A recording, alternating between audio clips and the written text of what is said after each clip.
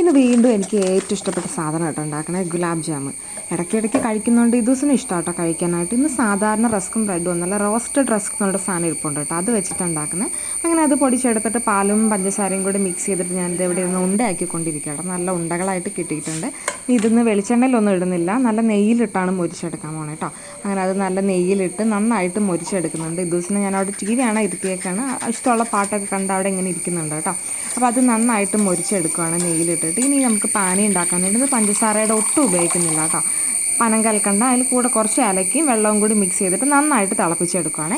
ഞാൻ അതൊന്നും അരിച്ചെടുക്കുന്നുണ്ട്, കാരണം ചെറിയ ചെറിയ പൊടികളൊക്കെ അതിലുണ്ട്. അപ്പോൾ അതൊക്കെ മാറാനായിട്ട് അത് വെള്ളത്തിലിട്ടിട്ട് ഞാൻ ചൂടാറാനായിട്ട് മാറ്റി വെച്ചിട്ടുണ്ട് കേട്ടോ.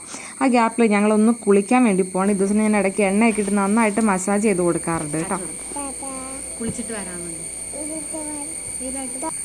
അങ്ങനെ ഞങ്ങൾ കുളിയൊക്കെ കഴിഞ്ഞ് ഉടുപ്പൊക്കെ ഇട്ട് കുട്ടപ്പനായിട്ടുണ്ട്. അപ്പോൾ എന്താ, ഇത് ഞങ്ങളുടെ ഏറ്റവും സിംപ്ലിഫൈഡ് ഗുലാബ് ജാമുൻ ആട്ടോ. നിങ്ങൾ യൂട്യൂബൊക്കെ നോക്കുമ്പോൾ ഇഷ്ടം പോലെ നല്ല റെസിപ്പീസ് കിട്ടും. അപ്പോൾ ഞങ്ങളുടെ സ്നാക്കിന് വേണ്ടിയിട്ടുള്ള